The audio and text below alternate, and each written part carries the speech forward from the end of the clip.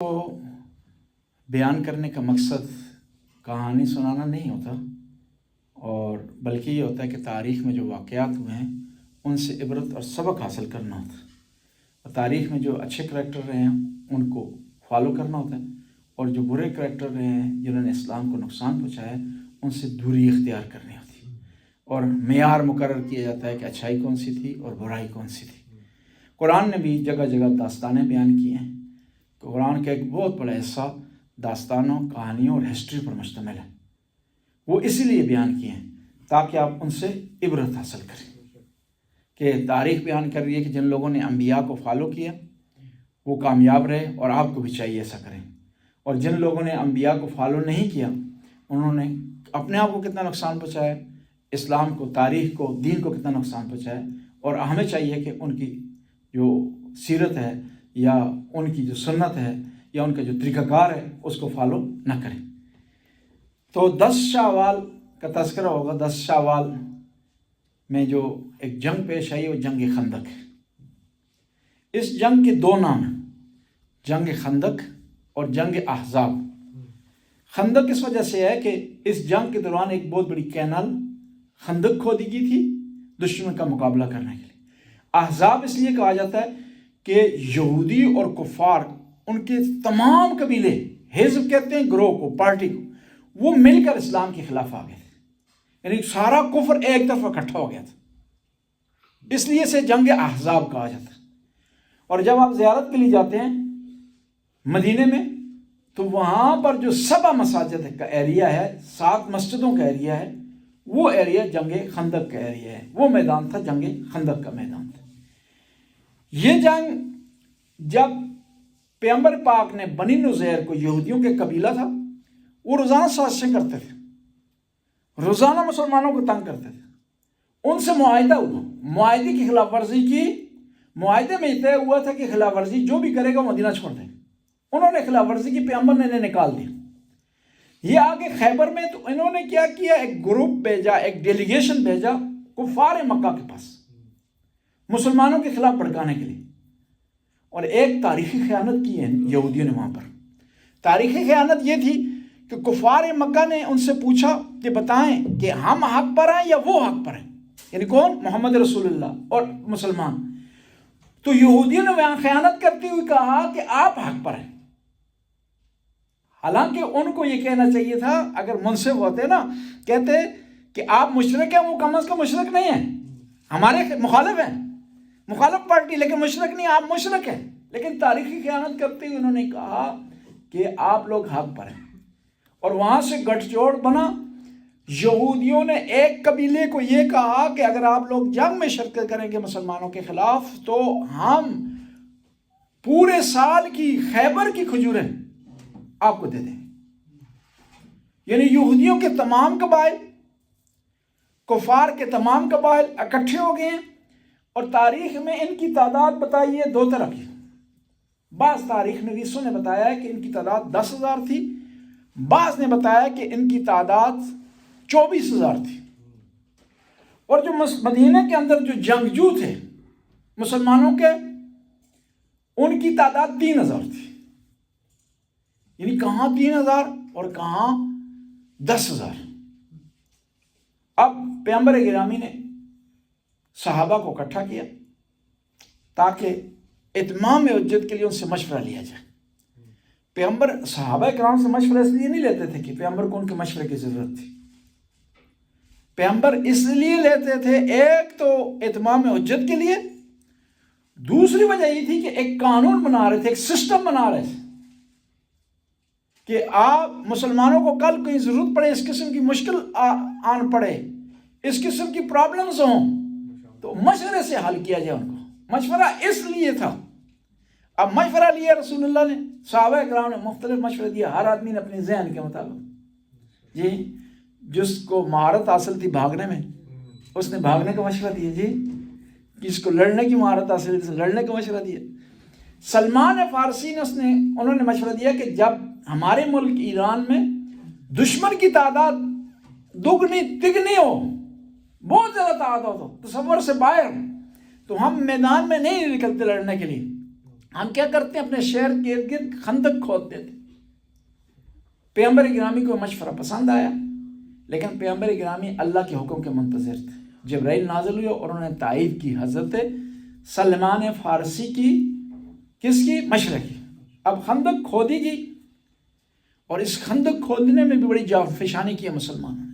3 دن تک بعد مسلمانوں نے کچھ نہیں کھایا.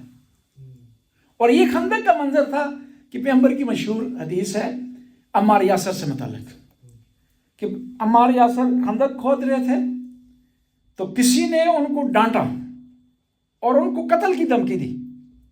روتے ہوئے پیغمبر کی بارگاہ میں حاضر ہے کہ یا رسول اللہ فلاں آدمی نے مجھے قتل کی دھمکی دی ہے.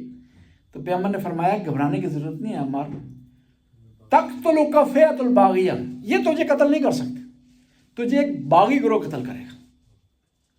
اور کہتے ہیں پیغمبر برابر کے شریک رہے خندق کھودنے میں مسلمانوں کے ساتھ. اور اس خندق کھودنے کے دوران بی بی فاطمہ الزہرا اور جو دوسری خواتین تھیں مسلمانوں کی، یہ کھانا پکا کر گھر سے لاتی رہی. وہ ذاکر بڑی پیاری بات کہتے ہیں نا، کہتے ہیں کہ خندق کھود رہے تھے، ان میں کچھ تنگ دل لوگ تھے جنہوں نے ایک جگہ سے تنگ خندق کھودی تنگ خندق کھودی، اور اب وہ کفار تڑپ رہے ہیں کہ وہ کس طرح کراس کر سکے گا. ان میں سے کوئی آدمی کراس نہ کر سکا. ایک آدمی تھا عمر ابن عبد الود، اس نے خندق کو کراس کیا. آگے اب وہ انٹرویو ہوا ہے اور للکار رہا ہے، پیغمبر کے خیمے تک پہنچ گیا، بار بار للکار رہا ہے اور کہہ رہا ہے مسلمانوں تمہارا یہ عقیدہ ہے کہ مر جاؤ گے تو جنت میں چلے جاؤ گے، مارو گے تو جہنم میں بھیج دو گے، تو آؤ دونوں آفریں موجود ہیں. کہتے ہیں روایت کے الفاظ ہیں کہ پیغمبر نے بار بار کہا کون ہے اس کتے کی زبان بند کرے. کہتے ہیں کہ تمام صحابہ کرام زمین پر لکیریں کھینچ رہے تھے. تاریخ نے لکھا کاننا الطیر علی رؤوسہم، وہ اس طرح سر جھکا کر بیٹھے جیسا ان کے سروں پر پرندے بیٹھے ہوئے. 3 دفعہ پیغمبر نے کہا امام علی کھڑے ہوئے، 3 دفعہ بار بار پیغمبر نے کہا کہ علی بیٹھ جاؤ. جب کوئی نہیں آیا تو پیغمبر نے روانہ کی، اور پھر بڑے پیارے انداز سے روانہ کی. اپنا امامہ پہنایا، ذرا حمائل کی، عبا کبا پہنوائی، اور جب گزر رہے تھے نا دعا کے لیے ہاتھ بلند کی، اور یہ جملہ ارشاد فرمایا پیغمبر نے برد الایمان کلہ علی کل کفر، کہ پورا کفر ایک طرف اکٹھا ہو گیا تھا نا، یہودی کفار سارے ایک طرف، تمام قبائل تھے، کوئی قبیلہ رہا نہیں تو ساروں نے سب نے شرکت کی اس جنگ میں. یہ ارشاد فرمایا اور دعا کے لیے ہاتھ اٹھائے کہ خدایا علی تیرے دین کی حفاظت کے لیے جا رہا، اس کی نصرت فرما. خدایا اگر ہم جنگ میں شکست ہو جاتی ہے تو تیرا نام لینے والا کوئی نہیں رہے. کہتے ہیں کہ امام علی گئے تو اس نے کہا کہ آپ اپنا تعارف کرنا، اور ہمیشہ جو بھی جنگ جو جاتا تھا نا وہ اکثر تعارف نہیں کرواتا تھا، اور اکثر لوگ نہیں جاتے تھے. جب انڈیویجولی جنگ ہوتی تھی نا امام علی جایا کرتے تھے. وجہ یہ ہوتی تھی کہ وہ اگلے والا جو تانا دے کر نا صحیح کہ تمہارا باپ ہی نہیں ہے کوئی، یہ واپس کر دیتا تھا، وہ تانا مارتا تھا، جنگجو واپس آ جاتا تھا. صحیح. تو امام علی علیہ السلام فخر کرتے ہوئے ارشاد فرماتے تھے کہ انا علی ابن ابی طالب، فخر سے کہتے تھے. اور کہا قد سمیت امی حیدرہ، میرا نام علی ہے لیکن میری ماں نے میرا نام حیدر رکھا. یعنی فخر سے اپنے والدین کا نام لیتے تھے. اب جنگ میں رد و بدل ہوا، اور اس جنگ میں اس انڈیویجول لڑائی میں ایک درس ہے، وہ درس یہ ہے اخلاص کا. دشمن کو گرایا ہے، اب دشمن دیکھا اس کی تلوار کام نہیں کر رہی، اس کی جنگجو ہونا اس کے کام نہیں آ رہا، اس کی مہارت جنگی مہارت سے کام نہیں آ رہی، تو اس نے کیا کیا؟ جسارت کی. تو امیر المومنین نے چھوڑ دیا اسے کچھ ٹائم کے لیے. تو یہاں سعدی نے بڑا پیارا جملہ کہا اخلاص سے علی زی علی آموز، کہ چاہتے ہو اخلاص اگر سیکھو تو علی سے سیکھو، کہ آپ کا ہر کام خدا کے لیے ہونا چاہیے.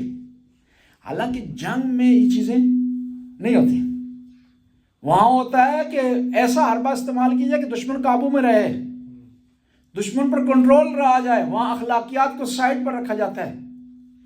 اور جنگ کے قانون اور ہوتے ہیں، عبادت کے قانون ہوتے ہیں، لیکن علی وہ واحد ذات ہے کہ ان کے جو اصول ہیں وہ ہر جگہ قائم ہوتا ہے۔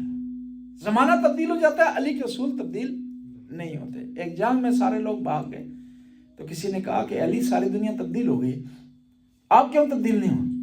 فرمایا کہ علی تبدیل ہونے کے لیے نہیں آیا، دنیا کو تبدیل کرنے کے لیے آیا۔ بس جنگ خندق یہ عظیم معرکہ تھا جس میں مسلمانوں کو فتح حاصل ہوئی۔ اب عمرو بن عبدالعزیز مارا گیا، کفار کمزور پڑ گئے، کئی دن تک پھر پڑاؤ انہوں نے ڈالا، اللہ کی طرف سے غیبی مدد آئی، طوفان چلا، اندھیری آئی، اور ان کے جو خیمے لگے ہوئے تو سارے اکھڑ گئے، اور خرچہ پانی بھی ان کے پاس ختم ہو گیا۔ تو اب وہ کفار شکست کھا کر واپس جانے پر مجبور ہو گئے۔ بسم اللہ الرحمن